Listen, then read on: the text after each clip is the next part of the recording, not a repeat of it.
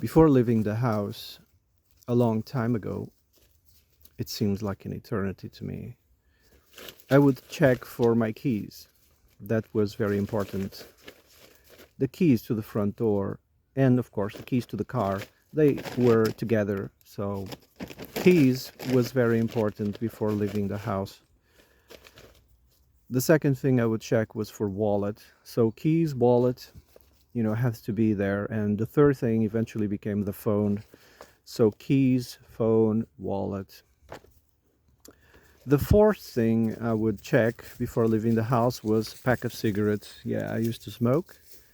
I started very young, eventually quit 10 years ago. These are my neighbor's dogs. I don't know why they think dogs, they pretend like I'm part of the pack or something. I don't know. I'm friendly to them, so anyway, the fourth thing became cigarettes. So a new, thing, almost like a phenomenon in my case, became the fourth thing. Eventually I stopped smoking, and now, uh, almost like a phenomenon, the fourth thing today is a book. Yeah, the book got replaced by the pack of cigarettes. I hated books. I hated reading, and now I know why. Because what was fed to me was garbage. It was not elevating, it was not educating, it was not instructing, it was not, giving me any wisdom. So that's why I hated it. It was only in recent years, that I started um, finding the good books. And there aren't many good books out there. I'm telling you, there aren't many. So now, before leaving the house, I check for keys, wallet. I check for the phone in case of something happens. And then a book. I carry a book all the time with me. It becomes a pleasure waiting. When you're waiting for something somewhere, I don't know, life, I just pull the book and I'm like, okay, I got some minutes to, so I'm going to do something productive instead of, I don't know, scrolling through the phone or whatever. I just read books. I mean, I don't mind chit chatting with people. I don't mind. But most people are not okay. They are living in some sort of hell or some sort of psychosis. And I'm not part of it. So even chit chatting becomes difficult sometimes, especially when they start mentioning, the mainstream neurosis that you see on television. I mean, I don't watch television, so it's going to be difficult to have a chit chat with someone. Anyway, I'm going to read a small paragraph here in French, and then I'm going to break it down in English. All right. It is about the modern world that we are living and machines. Do machines improve our lives? So, this paragraph, eventually, this is a book actually, was written by René Guénon in 1945. On peut remarquer que la machine est, en un certain sens, le contraire de l'outil, et non point un outil perfectionné comme beaucoup se l'imaginent, car l'outil est en quelque sorte un prolongement de l'homme lui-même, tandis que la machine réduit celui-ci à n'être plus que son serviteur. Et si l'on a pu dire que l'outil engendra le métier, il n'est pas moins vrai que la machine le tue. Les réactions instinctives des artisans contre les premières machines s'expliquent par là d'elles-mêmes. You are not my dogs. Go away.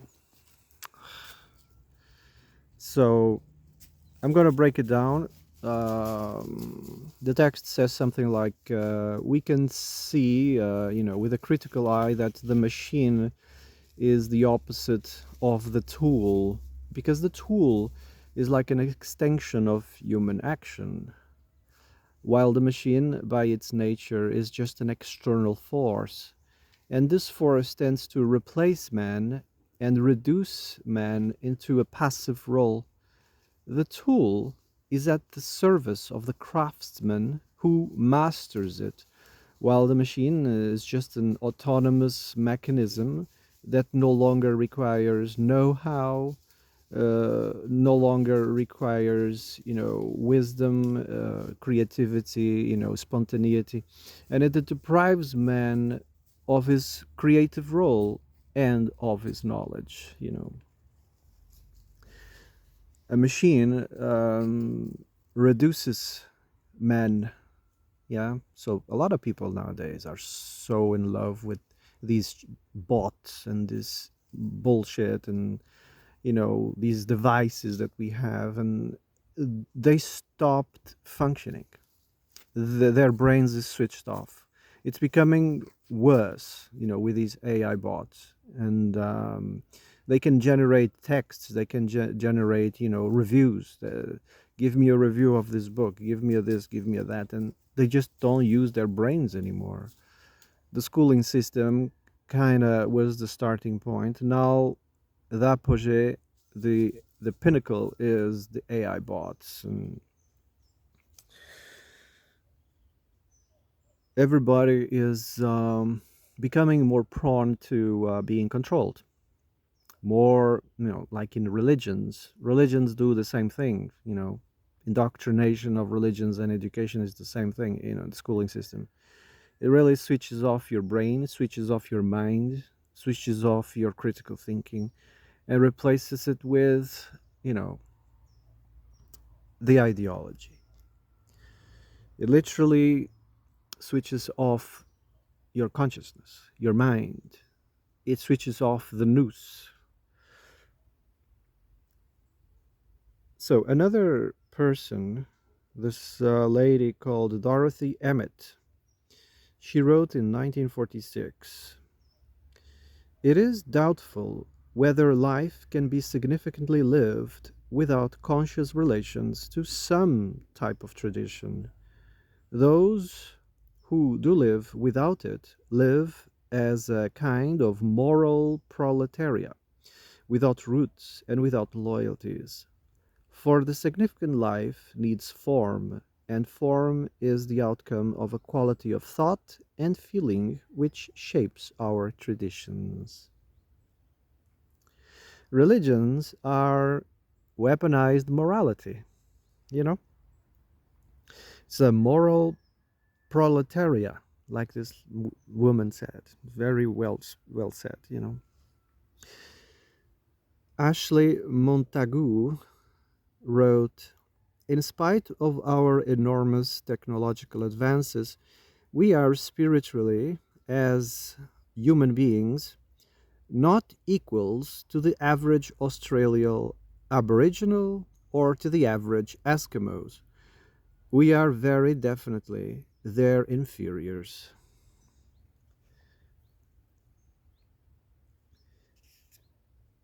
So-called civilization, right?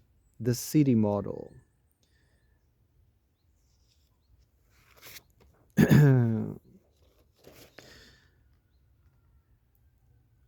Delmore Schwartz wrote, "The rise of science, the discrediting of religion, and the abiding triumph of capitalism have focused the basic personality of Western men upon one goal: success, the only proof of which is the endless acquisition of money. But this kind of training, as it emphasizes striving from self esteem and success, releases at the same time this extraordinary aggressiveness which takes so many cruel forms. Aggressiveness turned inward results in masochism, feelings of inferiority, passivity, and other kinds of weaknesses. Let me add victim mentality. Turned outward, the result is sadism, extreme rivalry, envy, conflict, the social climax being war. Competition, which motivates the entire psychological formation, is not of itself evil, since it may create a strong and self reliant human being, but in a scarcity economy such as ours, the combination of the social system with a basic personality focused on competition for success overburns the lives of most human beings with tensions and insecurities for which only one term is adequate: lifelong neuroticism. So, this is what's afflicting, this so called modern societies. Neurosis. You're not my dog. Anyway,